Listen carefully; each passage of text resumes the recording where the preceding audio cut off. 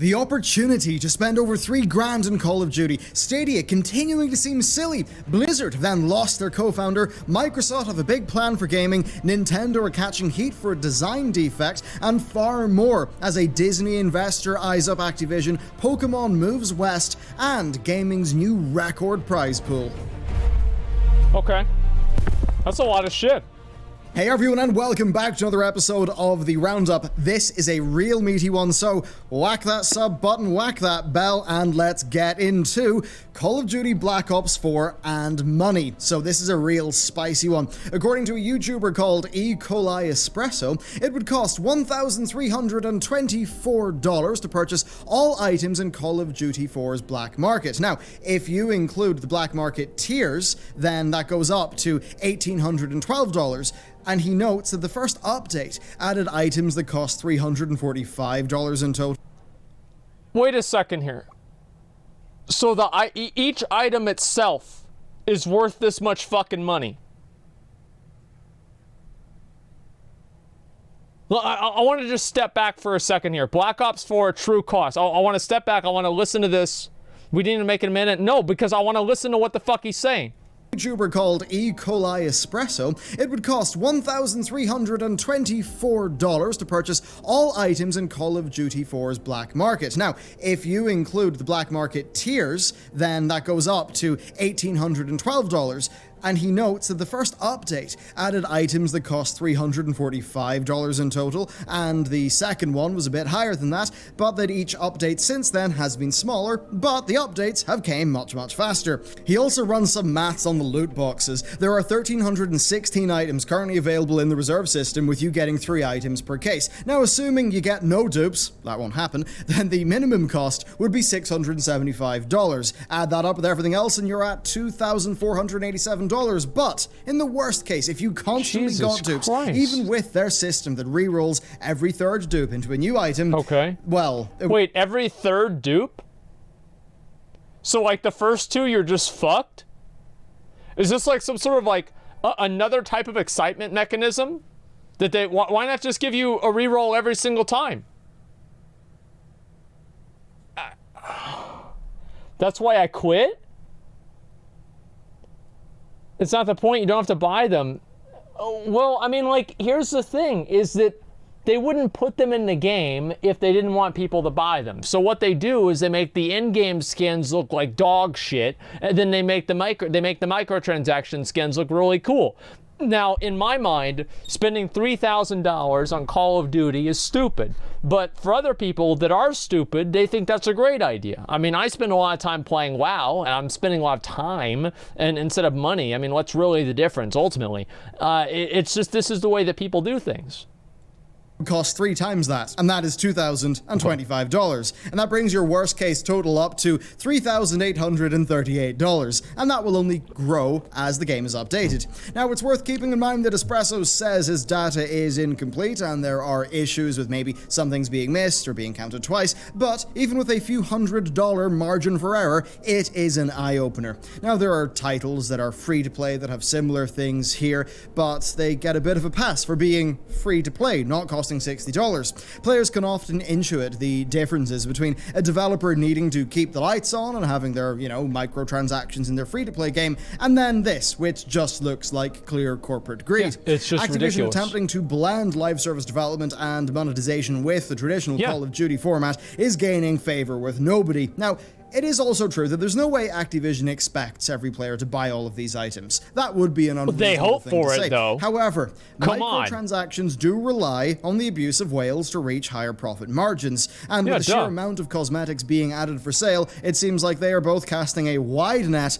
and sharpening their harpoons. Next up, we've got a little slice of Stadia with their product director leaving some questionable statements on an AMA. So first, he was asked what would happen to the games that people own if the service ceased, and he responded in a baffling manner, defending digital and streaming, saying, moving to the cloud is scary. I felt the same way when music was transitioning from files to streaming. I still have all my old CDs in the garage, although it's hard to find a CD player these days. Smiley face.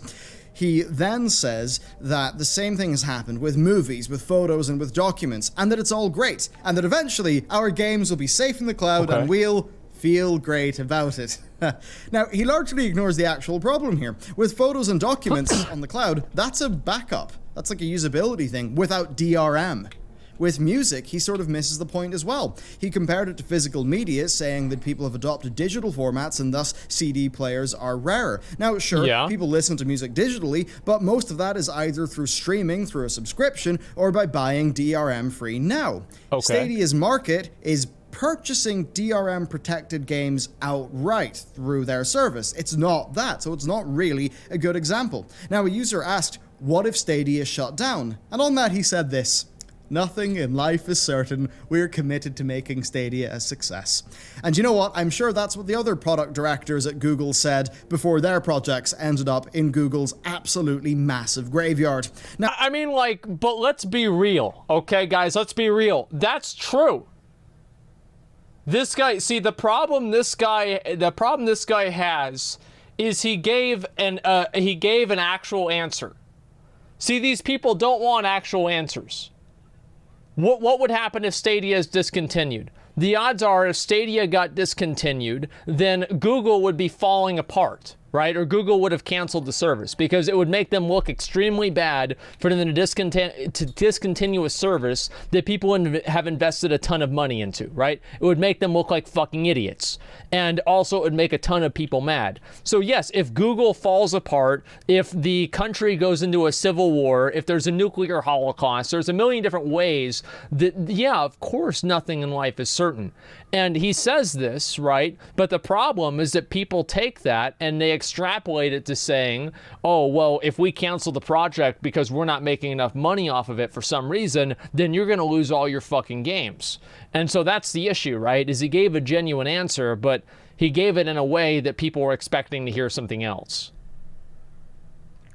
Okay, let's go the rest of this. Now, in his defense, people are quick to attack. Google shuts down services all the time. Yeah, they do, but they don't shut down services that people invested a lot of money into, like Google Hangout, not Google. What was the Google Facebook?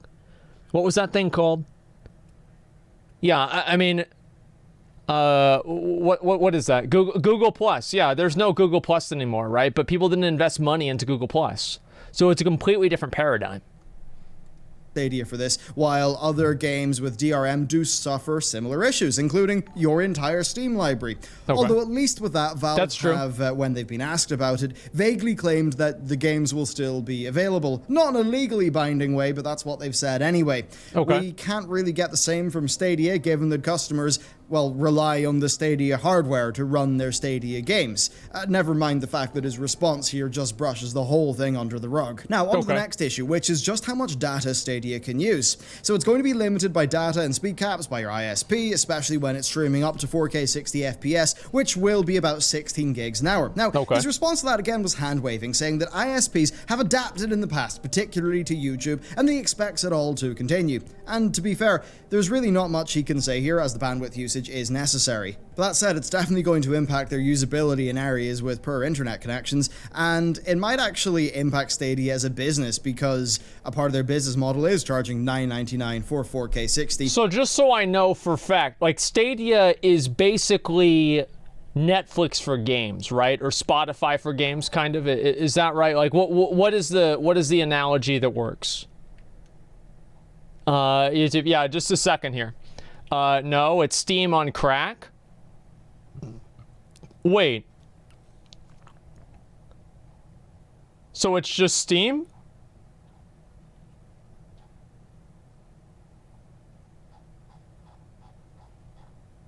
No, it's not. Okay. Steam but shittier.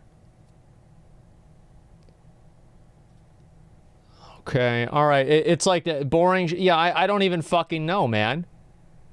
Like, this is actually kind of confusing. It's like Steam, but you pay for it. Cloud gaming.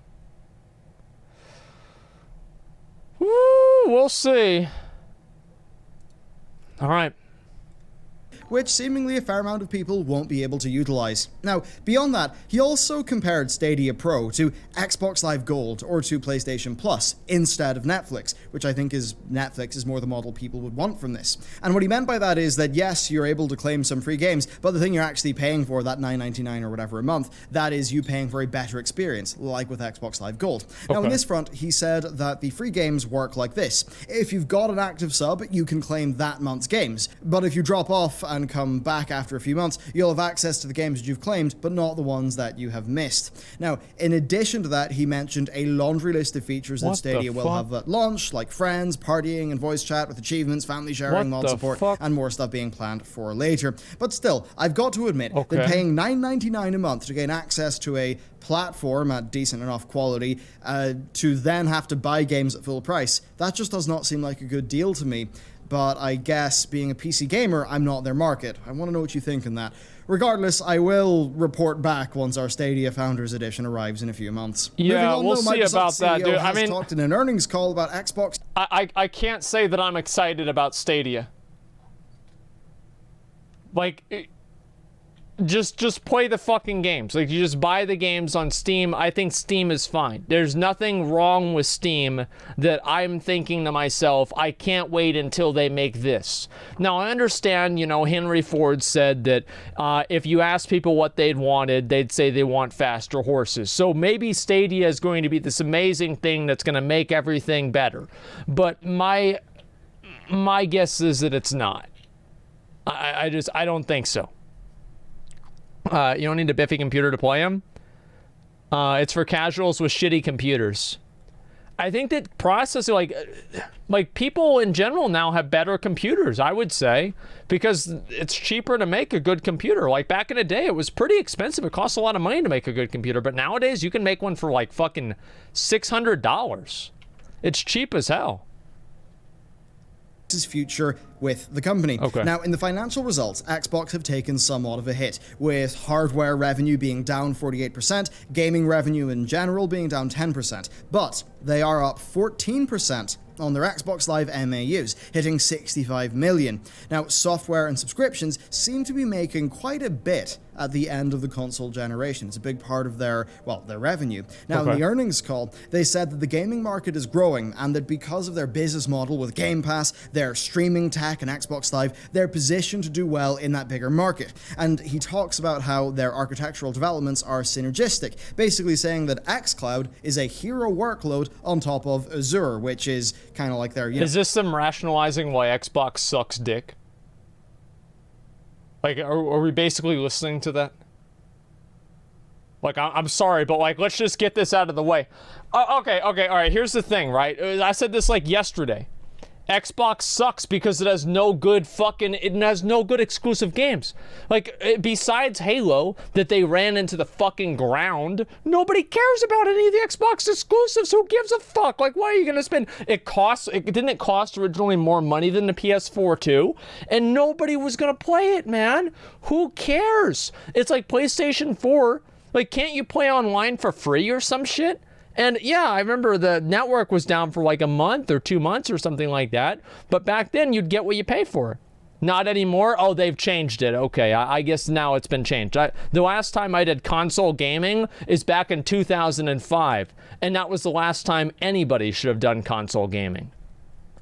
Big data center sort of cloud stuff. Basically, the point is, for them, they're putting all of this development work into cloud services, and that's all basically compounding, with Azure being a very solid framework for xCloud, and that all feeding into the other Microsoft cloud platforms. And on this one, I've got to agree, it makes a lot of sense. One thing is pretty clear. They are focused on games and services with as wide a net as is possible, which seems to be the right play for a company with a setup like theirs. And notably one that is very different to how Sony are currently running the show. Next, though, we've got to hop over to Blizzard Entertainment, who are losing one of their co-founders. Frank Pierce, one of the lesser-known names at the company, has decided to leave Blizzard Entertainment. Now, for years, he was their chief development officer and executive producer on World of Warcraft up until Mists of Pandaria. He wasn't really a figure in the public light. Yeah, this guy left and he came back. But he was one of the co-founders of the company. Now, it might look like many of these people are jumping ship, with Morheim leaving a short time ago. It does but look worth like keeping in that. mind, these guys have been there for decades. They're getting on a bit. If they want to try a new project, now's the time to do it. They can't really wait another 15 years. And plus, you know, making time for family makes a lot of sense for somebody who's that age and has done really well in their career.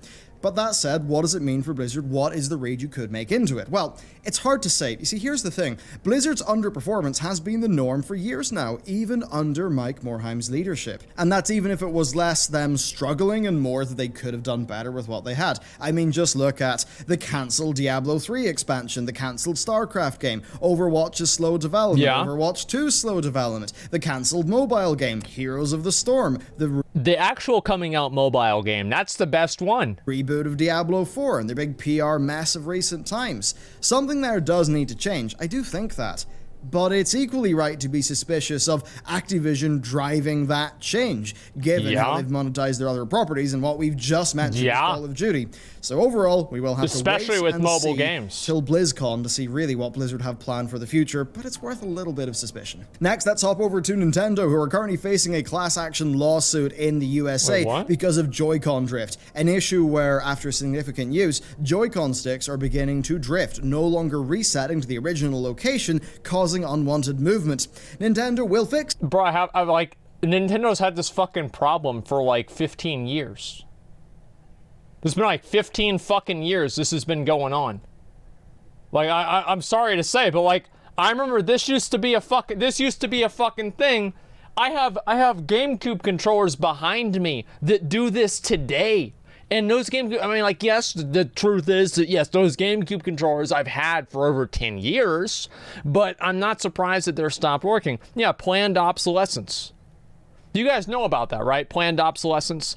That's whenever the developers and like the producers of these different types of products plan for them to break at a certain period of time so they can have you ready to buy their next product. That's why whenever you go to the thrift store, you see the same electronics from the 90s and the early 2000s and nothing from after that, because all that shit's broken because it was programmed to break.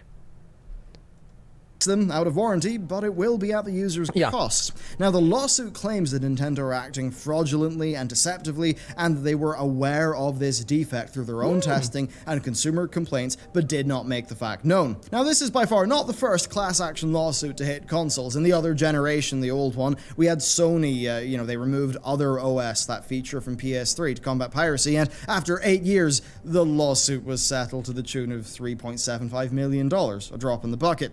Clearly, though, for this one, they should just do what Apple did. It's a design defect, so just like the recent Apple keyboards, Nintendo should offer a warranty extension program and cover the issue at their own cost, because it shouldn't be happening. Next, though, let's hop over to quickfire and get some interesting topics out of the way. Okay, despite somewhat stagnant player numbers, Dota has maintained its real strength this year, the dedication of its players. The International 2019, through Valve's crowdfunding efforts, has broken the $30 million mark for its prize pool, making it the largest tournament prize pool in esports I should play history. Dota. No other tournament comes close, except for last year's International, with a pool of $25 million. Yeah, as to how this will continue to grow, well, I guess it's just that more players are putting money in year after year because of better offerings from their Battle Pass. As it turns out, offering what their users perceive to be a good product in a good way will get you more sales, even if only 25% is going to the prize pool. Well, that's what, a cool $120 million spent on the Battle Pass, which is quite a bit. I'm already enjoying it. Next up for quickfire, though, we've got Tencent and Pokemon, who are teaming up to create a new Pokemon game for mobile. The developer involved, Teamy Studio, are responsible for Call of Duty Mobile and Arena of Valor, and they'll be creating this new game. I don't know why they don't make a Pokemon MMO. Like, I really don't fucking know why. You take the old GameCube model, or not Game Boy, a Game Boy model of, like, the top-down walking around bullshit, right? Like every Super Nintendo game, and you just make that an MMO. That's all you need to fucking do. And for all these times, they keep doing what they have to come up with every single fucking color in the entire alphabet, and I'm tired of it. They've got red, they've got ruby, don't they have, like, what's the other? They've got rouge. I mean, how many other fucking versions? They've got aqua, blue, turquoise. They're gonna run out of colors. They're just gonna run out of fucking colors, and they've got to figure out something better than that. Man, it's like, I think the last time I got excited for a Pokemon game was in like fucking 2000 and like 6 or something. It's just they keep rehashing the same stuff over and over. They need to make it an MMO. It'd be fucking awesome. Job listing that wants a Western creative director with AAA experience. So what this game is going to be will be really quite a mystery given that.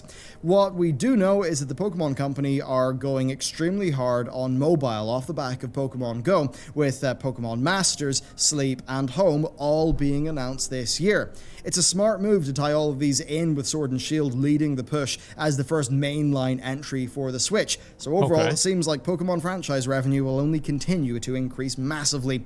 Next, though, we've got a good story. We have Ubisoft joining Epic in supporting Blender. So Epic, through their Mega Grants program, recently gave $1.2 million to Blender, which is an open source 3D creation tool. Ubisoft now also came on board, but as a corporate gold partner, which seems to be to the tune of 30,000 euros a year. And overall, I just think it's great to see quality open source software being supported by the large companies. Wow. Every cent that goes into Blender will improve that tool, and that will improve it for the many smaller 3D artists and game developers who also use it. Even if their motive is so that, you know, those companies can use Blender without paying a license fee like they would have to do for other software, it still is having a good trickle-down effect. And then next, we've got an interesting one, because Activision's share price has been dropping pretty steadily. It's not in a great place, and there's speculation that it could Let's see.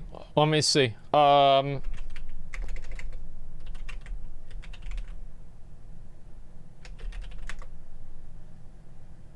Oh, I put Catavision. Never mind. Okay, just a second. All right, let me look here.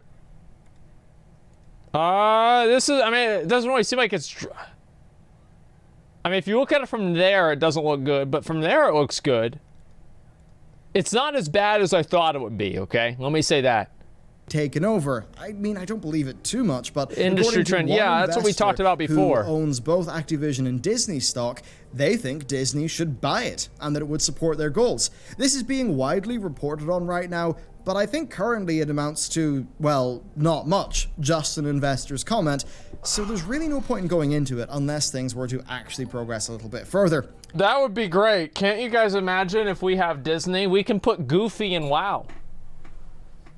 We get to have Goofy in WoW. We can have Mickey Mouse in the game. I mean, holy shit, it's gonna be great.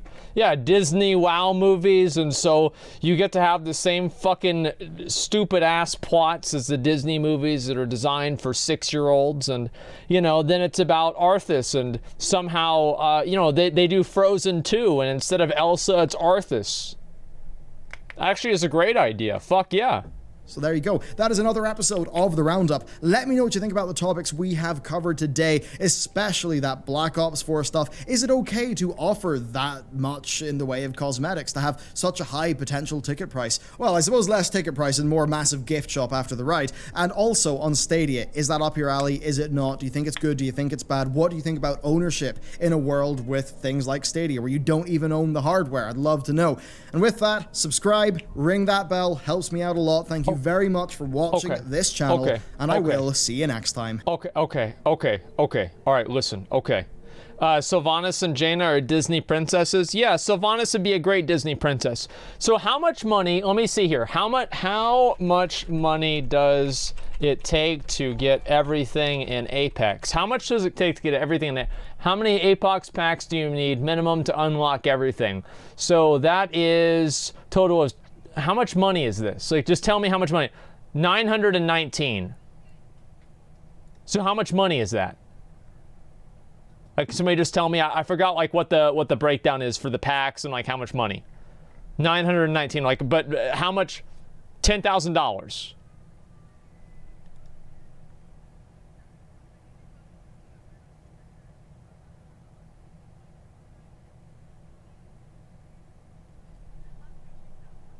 More than $10,000. Okay. So one Apex pack is $1. Oh, really? Okay, so then it's only, no, it's only like maybe like $1,400 because you get free packs whenever you buy them in bulk. Yeah, you only have to spend $1,400 in Apex. That's not even that much.